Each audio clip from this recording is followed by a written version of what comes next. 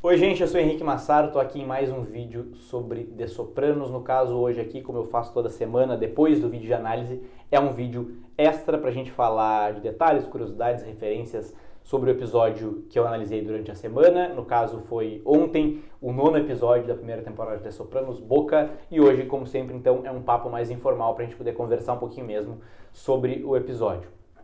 Eu convido sempre vocês a assistirem o vídeo anterior antes de assistirem esse e de sempre comentar aqui embaixo, que eu gosto dessas interações. De repente lá no fim dessa série de análise a gente pode fazer um vídeo respondendo comentários e tal. Tem várias coisas que a gente pode fazer para interagir, então não deixem de comentar. Vamos entrar então de algumas questões desse episódio, que tem bastante coisa pra gente falar. Esse episódio começa com essa cena do futebol, que é uma cena bem legal, mas que ela é bem legal, eu gosto dela em diversos aspectos e desgosto em outros, tá? Por que eu gosto? Porque, por exemplo, o Silvio e o Dante têm interações muito engraçadas, xingando o juiz, invadindo o campo, oferecendo $100 para a filha dele se ela fizer gol. Mas também me incomoda, e outra, a interação de todos eles vendo o jogo e tal, é legal. Eles todos ali e tal, investidos na partida. No entanto, talvez por ser brasileiro, conhecendo mais futebol do que os americanos, eu acho que existe uma forçação nessa cena que me soa um pouco verdadeira. Né, que me parece pouco verdadeiro e me incomoda em alguns momentos. Primeiro, o investimento deles num jogo de ensino médio, de futebol, que parece um pouco demais. Ok, aquelas meninas podem vir a ganhar uma bolsa de estudos e tal, mas me parece um pouco forçado demais. E também o jogo em si, as questões que eles reclamam do jogo. Tem uma hora que a Carmela fica muito nervosa com uma defesa da Meadow, que é uma defesa mais simples impossível. A Meadow é goleira, né? E que mais acho que reflete um pouco conhecimento, um pouco intimidade que eles têm com esse esporte. Então tem pontos aí que me incomodam, tá? Sabe? O Art, por exemplo, está extremamente investido no negócio. Ele está apaixonado pelo treinador, que ele é o melhor treinador de todos, que vai conseguir uma bolsa para a filha dele. Então, assim, me parece meio demais, tá? Esse é um ponto. Outros pontos. Essa cena, na verdade, ela tá ali não só pra gente se divertir com ela, mas porque o dilema central do episódio, que é a relação do treinador com uma aluna menor de idade, já foi plantado ali. A gente consegue ver nesse olhar dele, do Hauser, né, pra Ellie, vamos lá, Ellie, não sei o que, let's go. E ela olha pra ele, assim, de um jeito meio estranho, assim, a gente consegue perceber naqueles segundos ali que talvez esteja rolando alguma coisa de errado e tal. Então, essa cena toda serve um pouco para isso. Só que eles vão ficar investidos nisso, o treinador ficar no time e tal, de uma forma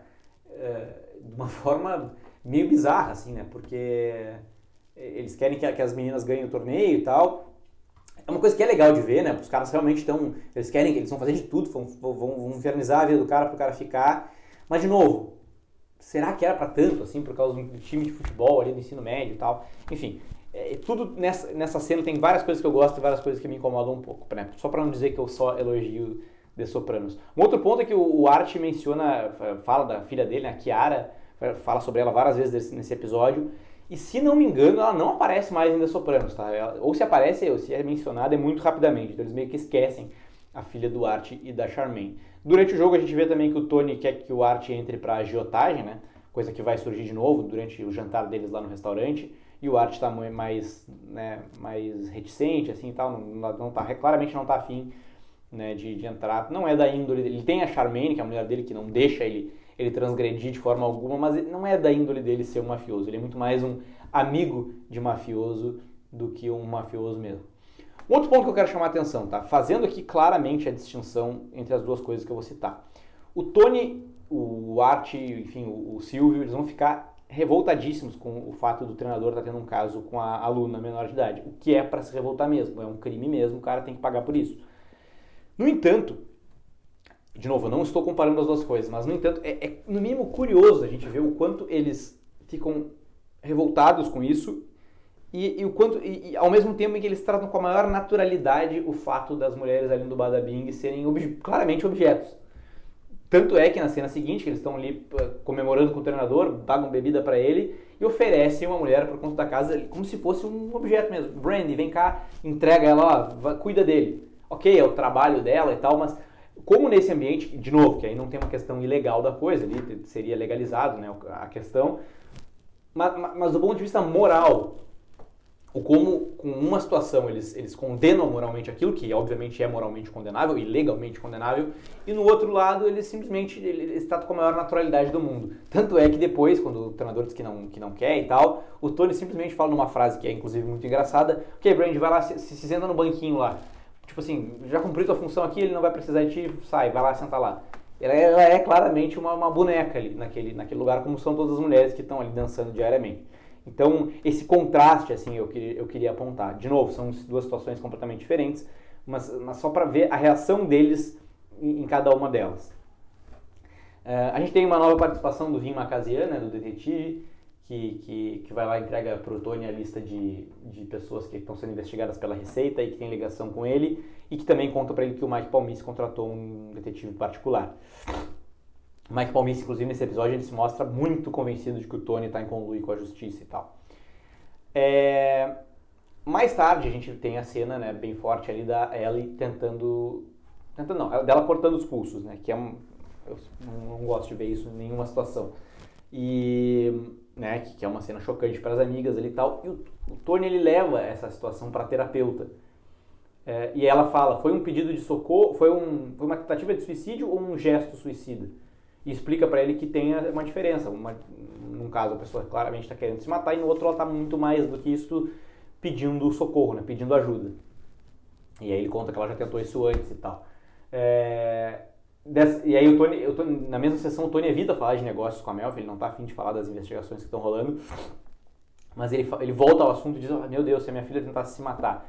E é curioso que o assunto suicídio volta ao episódio. Porque ele já volta a The Sopranos. No episódio passado, o Tony e o Christopher conversaram sobre isso, do jeito deles, e aqui volta. Talvez seja uma coisa que o próprio Tony já cogitou, né, durante suas questões de saúde mental e tal. Isso volta nesse episódio e tal. O medo dele, da filha dele tentar fazer isso é claramente muito grande, talvez porque seja uma coisa que até ele já pensou em algum momento. E aí o Tony ainda pede desculpas, né, do jeito dele pelo que aconteceu na sessão anterior, que ele xingou a Melfi, jogou dinheiro nela, chamou ela de vagabunda e tal, porque ela quis cobrar por uma consulta que ele faltou. Aqui a gente vê um pouquinho, né, de como as relações criminosas desses personagens funcionam, né, de onde vem o dinheiro e tal. O Júnior tá no guarda-chuva dele, digamos assim, o sindicato dos montadores. E aí ele dentro desse sindicato, ele emprega a sua namorada, a Bob, que a namorada dele é 16 anos, e ele simplesmente assina um cheque e eles desviam $20 mil, supostamente para ser para pesquisa e desenvolvimento sobre a arte e a ciência da moldagem de peças de metal e cerâmica. Ele assina um cheque para isso, na verdade é um cheque para pagar a viagem deles para Boca Raton, na Flórida. Aí nós vemos já na cena seguinte ali, nas cenas seguintes, o plano do Tony de mandar de fazer com que os outros mafiosos mandem as suas mães para o mesmo lar de idosos da mãe dele. O Larry Boy Baresi, ele vai cumprimentar a Lívia Soprano, que mais uma vez dá uma patada nele, ela claramente não gosta desse cara, né? E aí eles estão, e é muito engraçado que o Jimmy Altieri, né, um outro dos chefões ali, tá revoltado porque não aceitaram a mãe dele porque eles pediram para ver o imposto de renda dele, então ele não sabe como é que ele vai fazer. Bom, o Tony vê ali no jornal que o treinador foi contratado pela universidade e o Silvio e o Art vão falar com o treinador, que falam que a universidade lá dobrou o salário dele e o cara faz um trocadilho. Eles me fizeram uma oferta que eu não pude recusar. Referência clara ao Poderoso Chefão e brincando com eles ali porque sabe que eles são mafiosos. O Silvio fica brabo, né? O Art diz, não, ele tá brincando e tal. E o Silvio diz, tu ainda não ouviu a nossa oferta, o que vai vir ao longo do episódio. Eu quero chamar a atenção pro fato de que a Meadow xinga o treinador. Ela manda ele para aquele lugar. E o Silvio, que tá ali brabo com o treinador, poderia concordar, sei lá, xingar o cara também. Ele interfere. Ele diz, Meadow, eu vou falar pro teu pai. Ele tem uma figura de tio da Meadow ali. E um tio responsável, que não deixa a menina xingar o professor, que é uma figura de autoridade. Então é curioso, é bem rapidinho, porque logo o treinador ele interfere, não deixa o Silvio falar nada, e ele resolve a situação, mas o Silvio tenta interferir para educar a Meadow ali como se fosse uma sobrinha. Ele provavelmente tem autorização do Tony para isso, eles têm uma relação meio familiar mesmo. É uma coisa bem rápida, mas que eu acho que vale a pena a gente destacar aqui. Aí, finalmente, o Júnior e a Bob falando sobre o sexo oral, né, que tem várias referências. E para mim, para nossa surpresa, né, de quem está assistindo, é uma coisa realmente inaceitável. E eu fui pesquisar, e para mafiosos dessa época, mais antigos, realmente isso era uma prática infame. Né? E tanto que o Júnior diz, eles acham que se você chupar isso aí, você vai chupar qualquer coisa. Automaticamente você vai ser visto como um homossexual. E a Bob está perplexa com isso, ela não consegue acreditar, mas ele insiste e não é coisa da série, isso realmente é verdade. Eu fui pesquisar mesmo sobre isso, tá? É engraçado fazer esses vídeos aqui, o tipo de coisa que eu vou pesquisar. Mas pessoas mais antigas, assim, sei lá, nos Estados Unidos talvez, achavam isso um absurdo, não pode fazer isso não, e tal. Né? Vai entender. E aí ele fala, é um sinal de fraqueza, that you are a fanuk, ou seja, um homossexual. Eu não crio as regras, ele diz. Provavelmente ele sabe que não faz o menor sentido, mas as regras tácitas dizem que não é possível fazer isso, as pessoas não podem saber. Então, não pode, simplesmente. É muito engraçado, cara, é muito engraçado. Eu já ouvi o podcast lá de The Sopranos, que é do Michael Imperioli e do Steve Schirripa, e que eles falam que viram mafiosos na época, lá o cara foi consultor de roteiro, talvez, e o cara falou realmente que isso era uma coisa inaceitável. Né? Então, isso vai ser um dilema muito grande.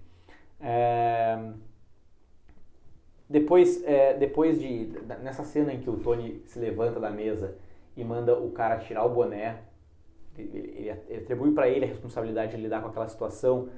É engraçado que acontecem duas coisas. Primeiro que ele manda o garçom mandar um vinho pro cara ali para ficar tudo bem, depois de ele ter feito isso. E no caminho de volta ele olha para dois caras que estão sentados numa mesa e diz pro garçom que eles parecem policiais e pede pro cara investigar.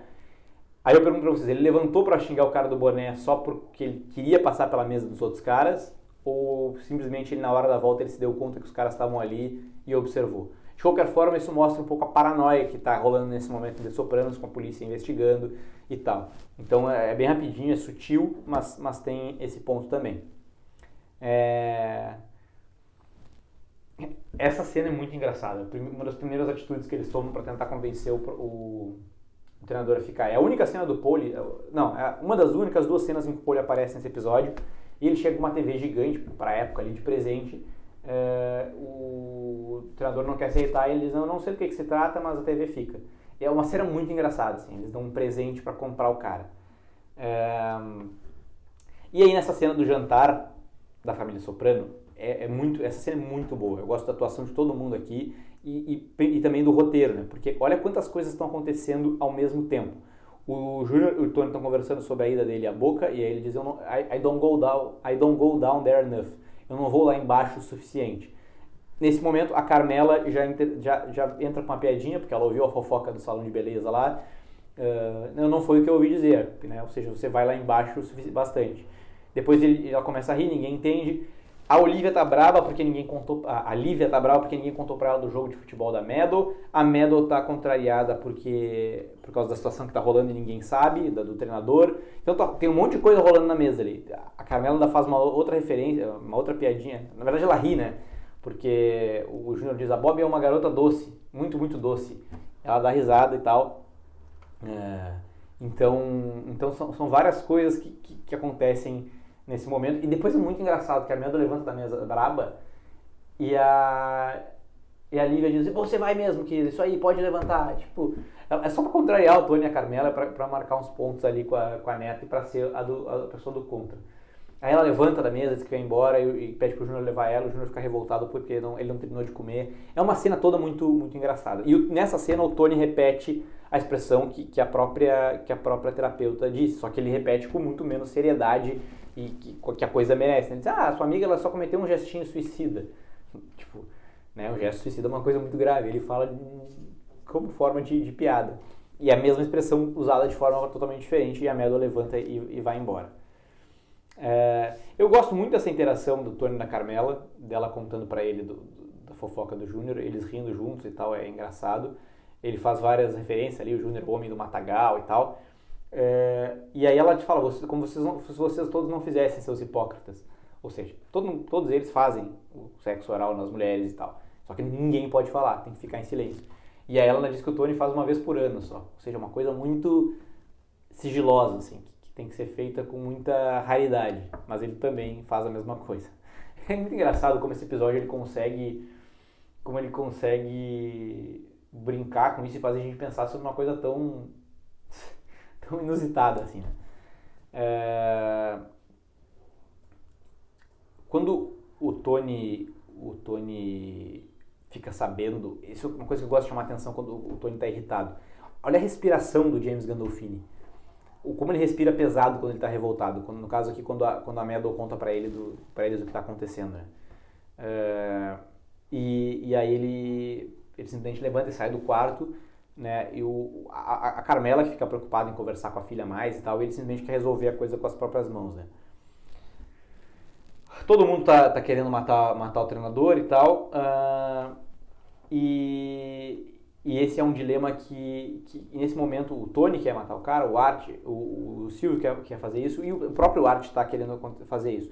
E aí nesse momento tem um ponto interessante, tá, que eu queria aproveitar para trazer para vocês, que me fez pensar muito nesse episódio. Essa ideia de fazer justiça com as próprias mãos, especificamente num caso de abuso sexual, né, que seria um abuso sexual, né, uma menor de idade e tal, tá totalmente ligado com as raízes da máfia. Não só fazer justiça com as próprias mãos em si, mas num caso de abuso sexual. Porque tá ligado especificamente a uma das teorias sobre o surgimento da expressão máfia. Da onde que eu lembrei disso? Esses vídeos aqui são legais que a gente pode fazer isso. Eu posso associar The Sopranos com leituras que eu faço e tal. E esse livro aqui, que eu já trouxe algumas vezes aqui no canal, que se chama Honra Teu Pai, do Gay Talese, né? É um livro da década de 60, é o primeiro livro que penetrou na vida secreta ali da máfia nos Estados Unidos. No caso da família Bonanno, uma das 5 famílias de Nova York, né? Trouxe vários detalhes e tal. Esse livro é pré-Poderoso Chefão, tá? Tem muitas semelhanças, inclusive, com o Poderoso Chefão. E num determinado momento, o Gay Talese, que é o repórter que investiga essa história, ele vai e mergulha realmente nas origens da Sicília lá, que é da onde vem a máfia italiana, boa parte da máfia italiana, né? No caso a máfia italo-americana é proveniente da Sicília.